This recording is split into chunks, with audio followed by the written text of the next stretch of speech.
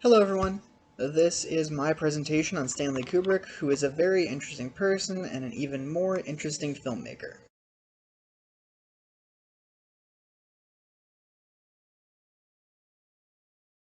This is just a quick biography on Stanley Kubrick. All of this information is from IQtest.net. He was born on July 26th of 1928. He died on March 7th, 1999, making him 71 when he passed. He had an IQ of 200, which is absolutely insane. It puts him among the likes of Leonardo da Vinci, Isaac Newton, James Maxwell. To put that score into perspective, even though Albert Einstein never took an IQ test, it's said that he would have scored around a 194 to a 196. So we're talking about Stanley Kubrick being 4 to 6 points higher than Albert Einstein. Despite being absolutely brilliant, he did not like school at all. He only had a 67-point grade average, and he thought that the curriculum the high school was giving him was going to essentially not help him at all. He's on record saying that, "I think that the biggest mistake in schools is trying to teach children anything, and by using fear as the basic motivation. Fear of getting failing grades, fear of not staying with your class, etc. Interest can produce learning on a scale compared to fear as a nuclear explosion to a firecracker." He didn't read a book for pleasure until he was 19, and by the age of 10, he almost entirely focused on cameras and photography. And all of that paid off.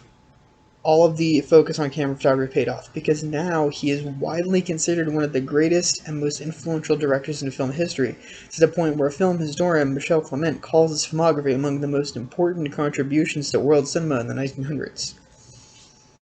Okay, so this is one of my visual aids. It's just a list of Stanley Kubrick's most important work. Starting from left to right, we have Dr. Strangelove, or How I Learned to Stop Worrying and Love the Bomb from 1964, 1968's 2001: A Space Odyssey, 1971's Clockwork Orange, 1980's The Shining, and 1984's Full Metal Jacket. Of the ones on this list, I've seen Dr. Strangelove, The Shining, and Full Metal Jacket. I have not seen 2001 or Clockwork Orange yet, but I do intend to.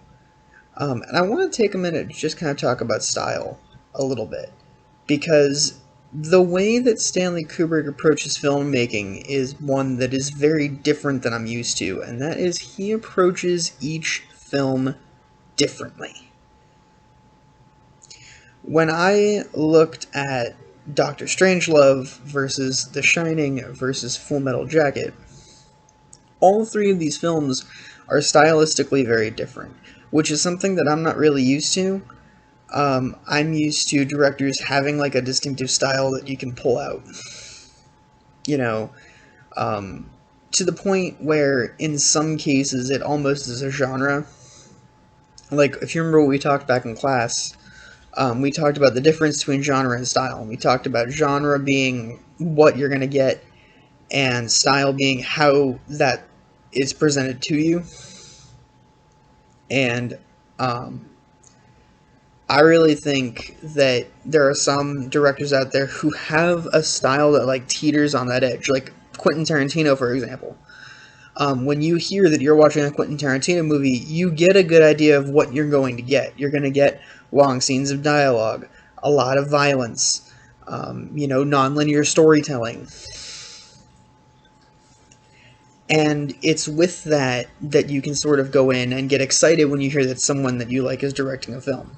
And with these movies, all of them are approached so differently.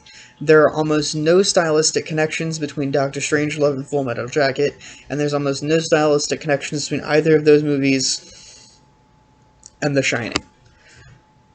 Again, having not watched 2001 or A Clockwork Orange, I can't exactly say anything about those ones, but I would imagine they're not that different, and so it's really kind of cool to watch and see Kubrick sort of approach each movie differently. It's almost like he's approaching the movie and developing a style for that film, as opposed to making the movie fit into his style.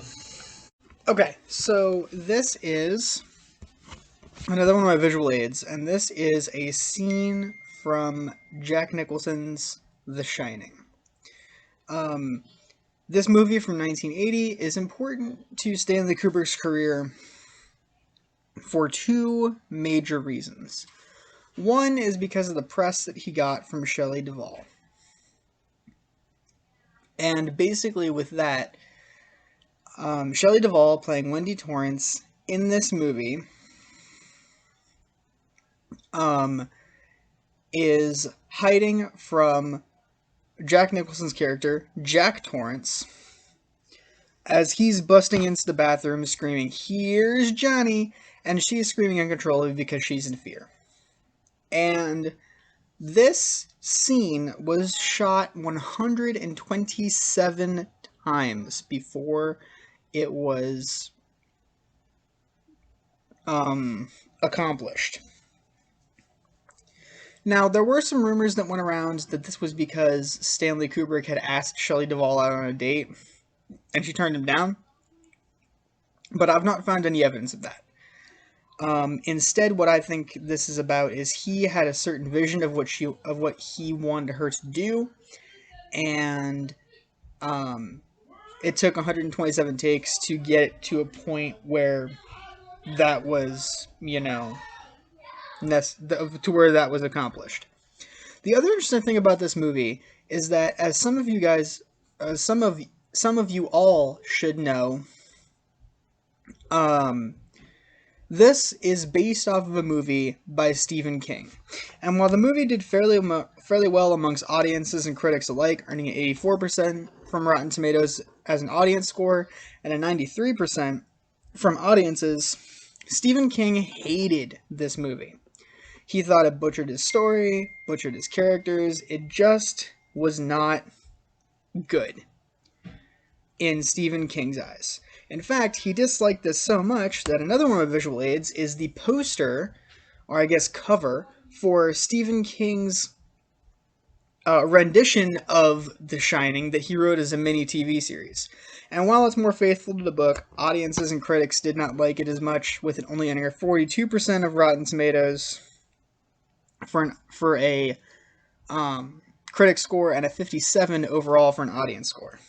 Okay, so this is one of the first movies I watched for this assignment. This is also another one of my visual aids. It's the movie theater poster for Stanley Kubrick's film Dr. Strangelove, or How I Learned to Stop Worrying and Love the Bomb. What this movie is about is essentially you have a U.S. general who decided to send orders to send bombs to the USSR. It was intended to be a comedy, like a satire kind of thing, and for me personally, I didn't find it funny.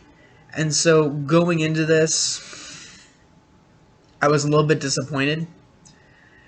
However, after watching it and having it sit with me, this is one of those films where you can understand the importance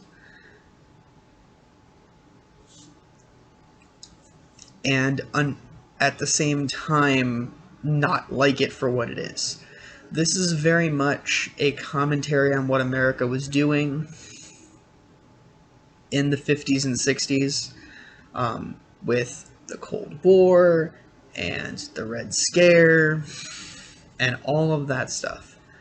And I mean, some stuff is super subtle.